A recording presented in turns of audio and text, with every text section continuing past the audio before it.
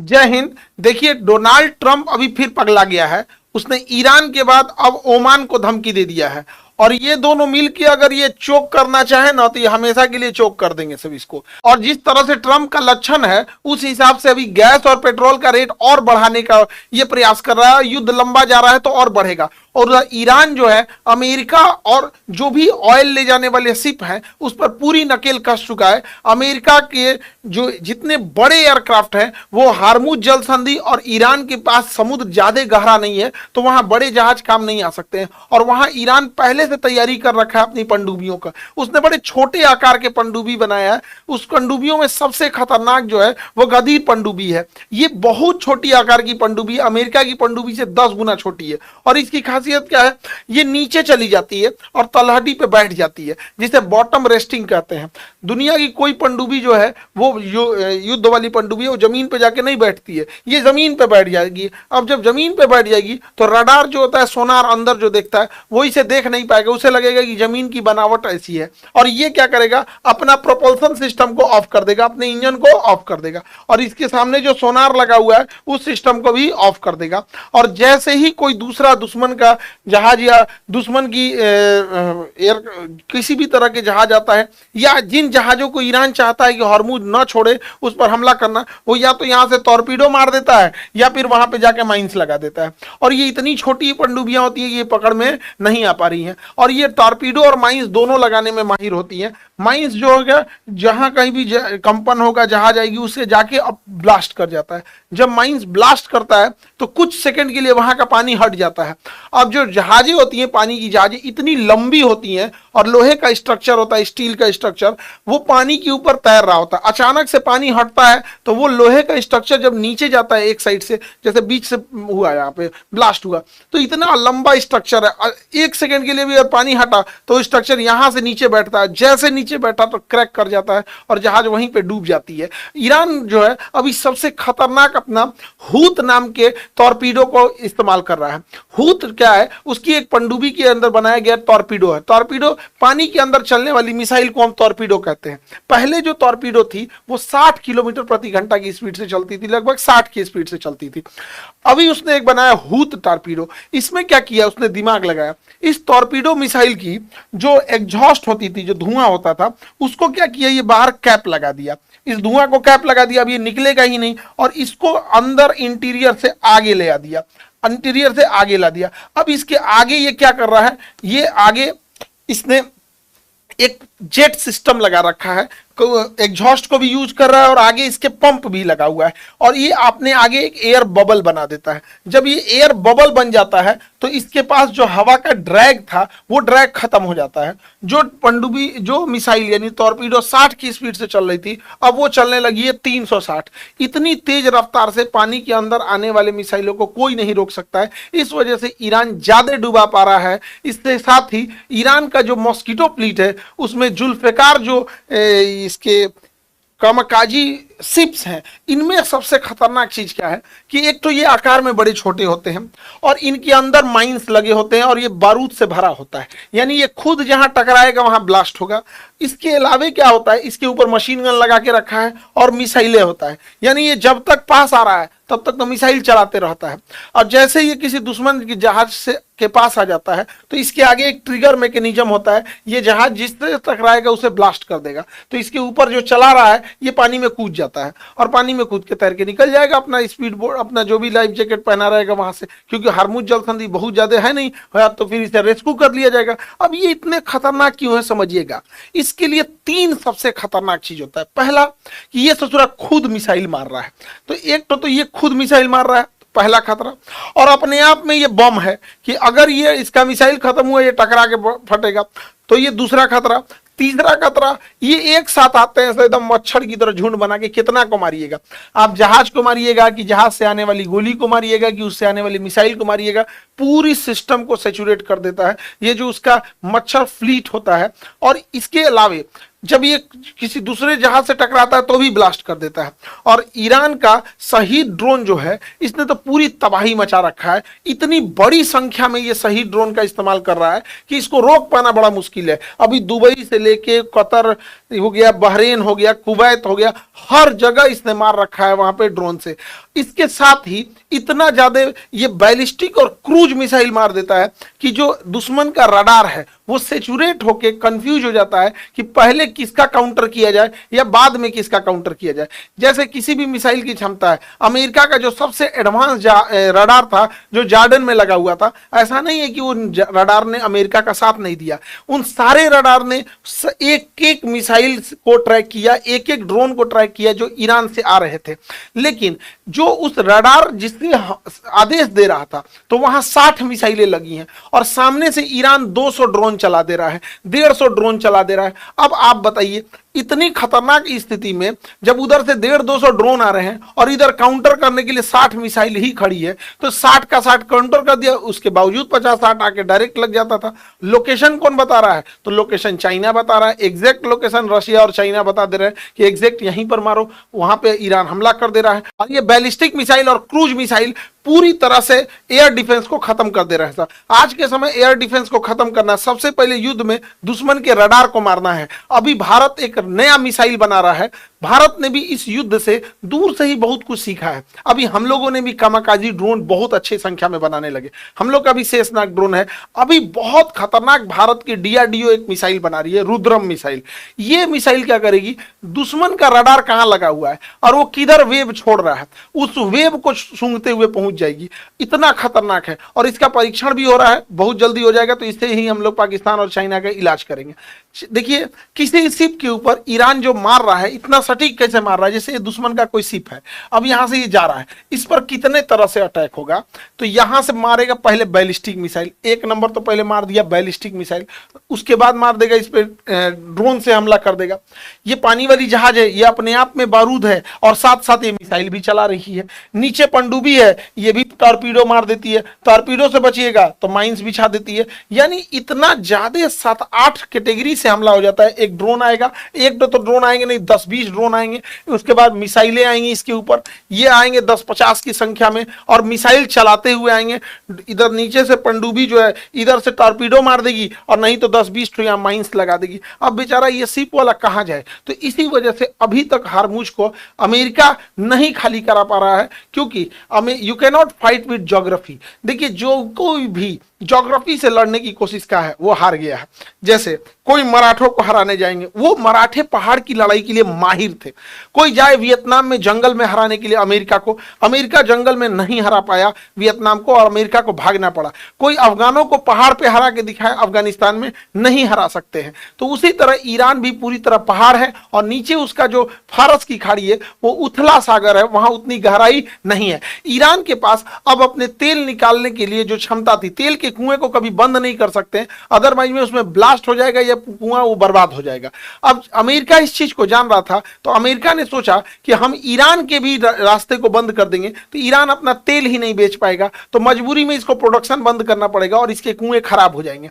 तो ईरान के खिलाफ अमेरिका ने चाल तो अच्छा चला था, लेकिन ईरान खतरनाक निकला। उसका जैसे पूरा स्टोरेज भर गया, उसके पूरे गोदाम भर गए, पूरी तरह से निर्यात करने के बाद भी फ्यूल ज्यादा हो गया, तो उसने कहा कि अब हम समुद्र में गिराना चालू करते हैं। अब जून से ईरान खतरनाक तरीके से अपना सारा पेट्रोलियम समुद्र में गिराएगा और पूरे समुद्री जीव जंतु को, वातावरण को प्रदूषित कर देगा। और हम लोग के पास होने के कारण इसका क्षति, इसका असर कुछ सालों बाद भारत में भी पहुंचेगा और इसमें बेगुनाह जानवरों की बहुत ज्यादा मौत हो जाएगी, जो समुद्री मरीन्स है, क्योंकि ये चिपचिपा पदार्थ ऊपर आ जाता है, पेट्रोल डूबता नहीं है। और युद्ध के टाइम पर और भी बहुत ज्यादा भयावह हो जाएगा। हार्मुज जल संधि को ईरान जिस तरह से ले रहा है, अभी जो ईरान जो है उसका सीधा कहना है कि जो जो अरब देश ईरान के खिलाफ अमेरिका को अड्डा दिए हैं, सैन्य अड्डा, उस पर हमला करेगा। ये इराक को भी मार रहा है, कुवैत को भी मार रहा है, कतर को मार रहा है, बहरीन, यूएई, सऊदी अरब सबको मार रहा है, जॉर्डन तक को मार रहा है। अभी हालिया घटना में देखा गया कि यूएई जो कभी इजराइल का दुश्मन होता था, ये यूएई, इस यूएई की रक्षा के लिए इजराइल ने अपना आयरन डोम सिस्टम दिया है। आयरन डोम एक काफी महंगा सिस्टम है। ये ड्रोन के खिलाफ काम आने का कोई बहुत दिमाग वाला एरिया नहीं है, लेकिन हाँ बैलिस्टिक मिसाइल और क्रूज मिसाइल के लिए ठीक ठाक काम कर देता है। इसमें 3 सिस्टम लगे होते हैं। एक होता है रडार, ये पता करता है कि मिसाइल कहाँ गिरेगा, और control system control system, radar track करता है, कंट्रोल सिस्टम आइडिया लगा लेता है कि शहर पे गिरेगा या बाहर गिरेगा। अगर शहर पे गिरने वाला होगा तो मिसाइल लॉन्च होकर मार देगी, बाहर गिरने वाला होगा, खेत में गिरने वाला होगा तो मिसाइल नहीं मारेगी। तो इसमें एक रडार होता है, एक कंट्रोल सिस्टम होता है, एक बैटरी यानी मिसाइल होती है। तो ये आयरन डोम इजराइल ने यूएई को दिया है उसकी सुरक्षा के लिए। इधर कई अरब देश ईरान के कारण कई मजबूरी हो गई है कि उनके अमेरिका या इजराइल के फेवर में उन्हें जाना पड़ता है। इन पूरी लड़ाई में सबसे ज्यादा अगर कोई फायदा उठाया तो चाइना और पाकिस्तान ने फायदा उठाया। चाइना, पाकिस्तान और रसिया। रसिया का तेल बिकने लगा, जो यूक्रेन पर केंद्रित था, लोग पूरी दुनिया अब हर जगह मिडिल ईस्ट में चली आई, तो रसिया को भी फायदा है। लेकिन पाकिस्तान और चाइना को ज्यादा फायदा है। पहले पाकिस्तान को देखते हैं। इस भिखमंगा जो है, इसका ये जो लाहौर का ये जो गुंडा है आसिम मुनीर, इसकी दिन दहाड़े तारीफ करता है ये ट्रंप। हमको तो संदेह हो रहा है इन दोनों के संबंध के बीच में। सोच रहा हूँ खतरनाक आदमी है, एप्स्टीन फाइल में है, लेके तुमको भी चल जाएगा। बच बचा के रहो, आजकल ये तारीफ बहुत कर रहा है तुम्हारी। हमको तो अभी से डाउट होने लगा है। ये गया भी था इधर अमेरिका, तो बहुत कह रहा है ट्रंप कि मेरे को बहुत पसंद है। आदमी ठीक नहीं है मुनीर, देख ले, हम पहले बता रहे हैं उसको। अब ये क्या है, ये पाकिस्तान कर क्या रहा है देखिए। एक, अमेरिका से समझौता कराने के लिए अपने यहाँ मीटिंग बुला लिया, ईरान को भी बुला लिया, तुर्की से हथियार खरीद रहा है, और सबसे खतरनाक चाल क्या चल रहा है, ईरान जमीन के रास्ते अपना तेल दे रहा है पाकिस्तान को, अब पाकिस्तान यहां से निर्यात कर दे रहा है। अभी हम लोग को लग रहा है कि अमेरिका को लग रहा है कि केवल ईरान तेल दे रहा है, ईरान अपना तेल यहां से पहुंचा दे रहा है और यहां से पाकिस्तान बांट दे रहा है। साथ ही चाइना को जो हथियार देना है वो हथियार पाकिस्तान आ रहे हैं, क्योंकि हमारा इतना जमीन पीओके है, पाकिस्तान ने कब्जा कर लिया 1948 में ही, उसी समय कब्जा हो गया था। तो इसी को होते हुए एक सड़क आती है सीपीईसी, चाइना यहां से हथियार ईरान तक पहुंचा दे रहा है। इसमें सारे के सारे मलाई खा रहा है पाकिस्तान। इतना औकात हो गया है पाकिस्तान का, सोचिए क्या दौर आ गया है कि पाकिस्तान को वक्त ने उसको इतना मतलब मौके पे ले आ दिया, वरना उसको कोई इतना वैल्यू देता नहीं था। आज अमेरिका जो है उस इतने बड़े युद्ध वाले देश में समझौता मध्यस्थता करा रहा है, बीच में बैठा के पाकिस्तान, जिसको खाए को पैसा नहीं था, पता नहीं होटल का बिल दिया सबकी नहीं दिया। उसके अलावा फायदा चाइना को हो रहा है, चाइना उसके सामान को कोई रोक नहीं सकता है। रसिया जो है वो हथियार, बहुत सारी चीजों को साइलेंटली यहां से रसिया से आती है, कैस्पियन सागर में अपने ट्रांसपॉन्डर को बंद कर देती है, रडार को बंद कर देती है, चुपचाप ईरान में पहुंच जाती है। तो ईरान टेंशन फ्री है कि ईरान का रास्ता आप बंद नहीं कर सकते। ऊपर से ये रसिया से जुड़ जाएगा, यहां से वो चाइना से और पाकिस्तान से जुड़ जाएगा यहाँ पर। तो चाइना, ये ईरान जो है वो इसलिए टेंशन फ्री रहता है। साथ में इधर तुर्की से भी जुड़ जाता है। तो इस तरह से अगर देखेंगे तो ईरान को बैकअप सपोर्ट बहुत ज्यादा है। ये है Iran main centre of point, यही बना हुआ है। लेकिन अमेरिका के चक्कर में ये पांचों देश एक होते जा रहे हैं। रसिया, टर्की, ईरान, पाकिस्तान, चाइना, ये दोनों तो हमेशा साथे रहेंगे, सब दोनों पगला है सब। यहाँ ईरान का साथ दे रहा है रूस, ईरान का साथ दे रहा है चाइना। हालांकि हम लोगों को ईरान ने चाइना से लड़के अपना एक पानी वाला बंदरगाह चाबहार दिया था। अमेरिका का दोस्ती बहुत महंगा पड़ता है। अमेरिका हम लोगों पे दोस्त नहीं, हम लोगों पे बॉस बनना चाह रहा है। अब अमेरिका ने कहा है कि भारत रूस से तेल नहीं खरीदेगा। तो इतनी अजीब स्थिति पैदा कर देता है अमेरिका। हमारी मजबूरी ये हो जाती है कि हमारी डिपेंडेंसी अमेरिका के पास ज़्यादा है, और हमारे देश के बड़े बड़े लोग अमेरिका में गए हैं लोग। तो कभी कोई माइक्रोसॉफ्ट संभाल रहा है तो कोई ये संभाल रहा है। एक को के हल्लक से नहीं सुनेंगे कि अमेरिका भारत के साथ गलत कर रहा है। वो कोनो नहीं बोलेगा, सब बिक चुका है ऐसे पैसा पे। हम लोग बिना मतलब का उतरा रहे हैं कि हमारे यहाँ से गया है सब। यही अमेरिका जब गया चाइना को सबक सिखाने, तो चाइना इन्हीं को सबक सिखा दिया। ये इसके ऊपर टैरिफ लगाए 10-50%, तो वो भी लगा दिया इन पे 50%। ये कहे कि 50 लगाए, जल्दी हम 200 लगा देंगे, तो वो 200 लगा दिए। हम 500 लगाएंगे, क्या 500 लगा देंगे, लगा सोचे तूने। सैंक्शन वगैरह इतना ज्यादा लगाते गया, इतना ज्यादा लगाया गया, तो उसको भी चाइना को दिक्कत नहीं, क्योंकि चाइना के पास सबसे बड़ी दो चीजें हैं। देखिए, चाइना का अपना पूरा तेल ईरान से आता है, और ईरान की मजबूरी है कि कोई भी देश ईरान से हिम्मत नहीं जुटा रहा है तेल खरीदने की, क्योंकि ईरान से तेल खरीदने का मतलब अमेरिका से दुश्मनी। अब अमेरिका से दुश्मनी कोई मोलना नहीं चाह रहा है। अब रसिया के पास खुदे तेल का भंडार है, तो उसको तेल की जरूरत ही नहीं है। तो अब ये इतना सस्ता तेल देता है ईरान, भारत खरीदे तो भारत को भी फायदा होगा। अगर भारत खरीदे तो 65 से 70 रुपये आएगा, लेकिन अमेरिका से कौन जाएगा दुश्मनी मोलने के लिए? तो चाइना कहता है भैया हमको सस्ता दे दो यहां से, तो चाइना ले जाता है। 90% ईरान का तेल चाइना लेके जा रहा है। अब किसी भी नेवी की इतनी तो हिम्मत नहीं है कि वो चाइना की जहाज को रोक सके, तो चाइना का जहाज मस्त जा रहा है यहाँ।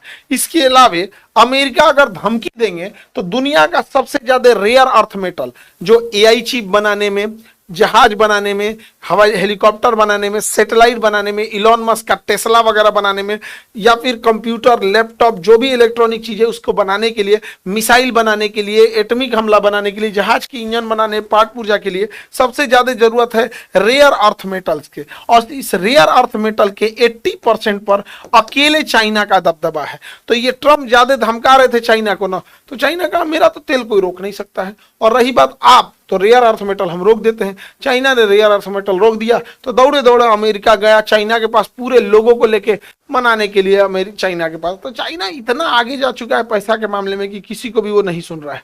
इधर पगला गया है ट्रंप। ट्रंप क्या बोला कि ईरान के साथ साथ ओमान अगर अमेरिका का साथ नहीं देगा तो ओमान पे भी हमला करेगा। रे पगला कहीं का, पूरे सनक गया है यहाँ पर। यही है हारमुज, और हारमुज पे दो ही लोग कंट्रोल करते हैं ज्यादातर।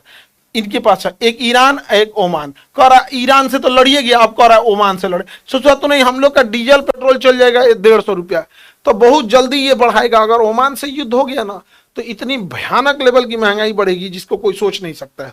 और हम लोग के पड़ोस में आके अमेरिका पिछले 40 साल से युद्ध कर रहा है।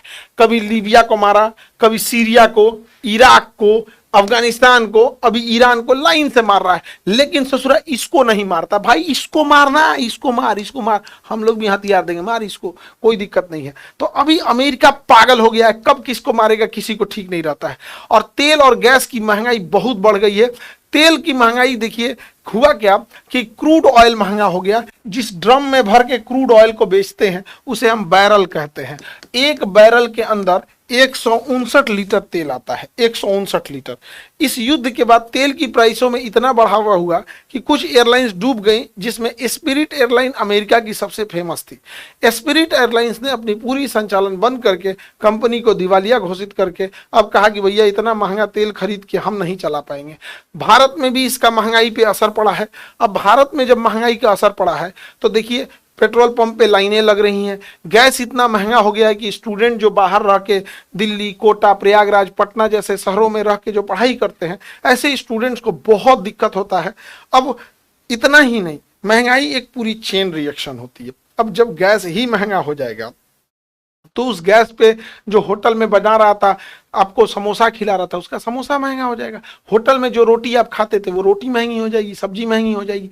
जो आप खाना खा लेते थे, कोई ऑफिस में आया इंसान थका हारा, जो दिल्ली, नोएडा, बड़े शहरों में काम कर रहा है, दिन भर ऑफिस में थका रहा, बेचारा काम करने का मन नहीं, अब जाएगा होटल में तो महंगाई बढ़ जाएगी। अब वो अपना गुस्सा बेचारा होटल वाले पे निकालेगा, इतना महंगा होता है, समोसा का रेट बढ़ा दिए, सब्जी का रेट बढ़ा दिया। अरे बेचारा वो क्या करे, उसको गैसे महंगा मिल रहा है, गैस वाला दिला दीजिए, वो भी नहीं मिल रहा है। बहुत सारे ऑफिस में गैस की किल्लत की वजह से खाना ही देना बंद हो गया था। कहां से कोई गैस लेके आएगा? अब बड़े शहर में ले जाना बड़ा मुश्किल हो जाता है। तो अमेरिका को अभी ये अमेरिका को क्या जाता है, उसके पास तो है, लेकिन बहुत सारे लोग इसके सफर कर लेंगे। जैसे कई लोग कह रहे हैं कि 5 रुपया की महंगाई से अभी 3 रुपया, 7 रुपया, अभी बिस्का न्याय न्यूज चैनल पे कह रही थी 7 रुपया की महंगाई से क्या होगा। भाई देखो, जिसके पास 4 व्हीलर है ना, उसका 7 रुपया की जगह 50 रुपया भी महंगा कर दोगे तो कोई दिक्कत नहीं होता है। लेकिन सोचो कभी किसी ऑटो वाले को, वो बेचारा 10 आदमी को बैठाएगा ना तो 100 रुपया उसका होगा।